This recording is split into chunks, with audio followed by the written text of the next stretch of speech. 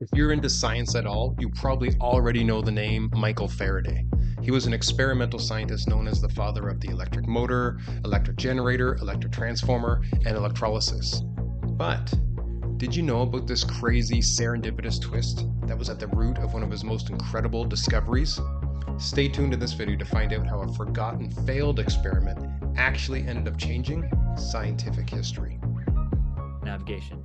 And so Faraday is tasked to look at how they're developing glass. He has a background in chemistry, so he tries recreating that as a chemical experiment, taking their glass and trying to recreate what they have.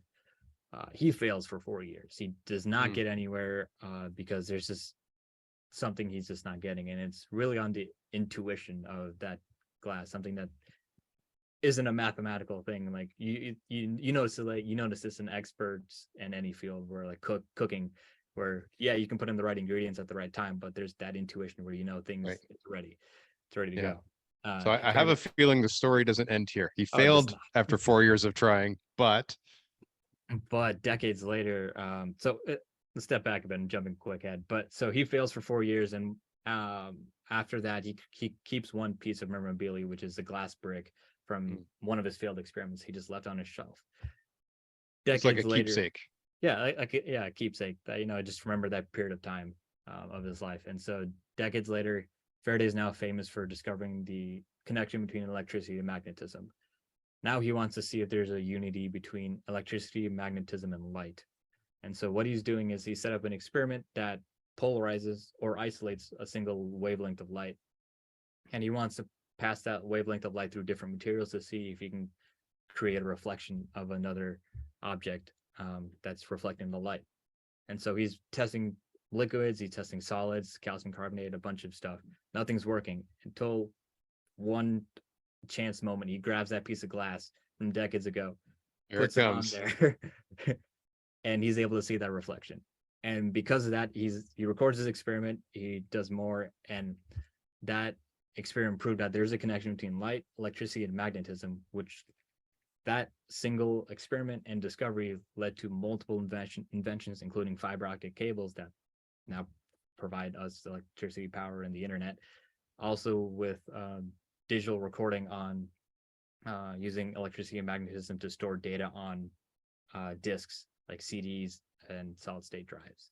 So that single experiment just led to that, which is one of the reasons why I love Faraday, because he's a really influential person. Yeah.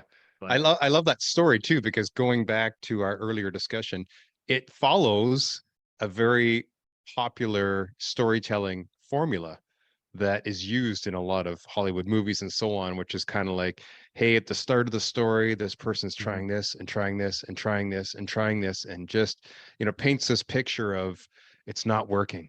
It's not working. I keep trying the same thing over and over again. And it's just, and you paint this picture of here's today's state, looks like a failure. And then, but years go by. In this case, decades go by.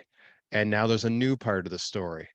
And boy, there's, totally forgotten about this whole thing that happened years ago. But then let's take this piece of glass, this memorabilia, inject it into today's story, and aha, that wasn't a failure. It actually was what led to the perfect piece in the new story today to unlock, the answer of today's story. And it's that perfect Hollywood script of how this played out. yeah, it's like having what was a failure in the past might not be a failure in the present or even in the future, depending on how you use it. It's a great story on that. A lot of great lessons from that, where one of them that I like to take away is that it's not a failure as long as you learn from it, where in Faraday's case, he found a way to use that failure to lead him to go even further out, to do more discoveries and things like that. So just failure is only final if you let it stay a failure and you don't learn from that. Love it. So we got 3 stories here: the 60s space race, World War II radar, Michael Faraday. 3 amazing takeaway lessons. 1, intentionally throw some uncertainty your way so you build that resiliency muscle and prepare yourself for the reality of the fact that the world is unpredictable. From World War II, we've got the lesson of, hey, collaborate with, like-minded but different people, and instead of going in separate paths, what could happen if you join forces and create something even better than both of you imagined? And then of course for Michael Faraday, like you said, it's not failure if you fail to learn something from it and utilize something from that experience.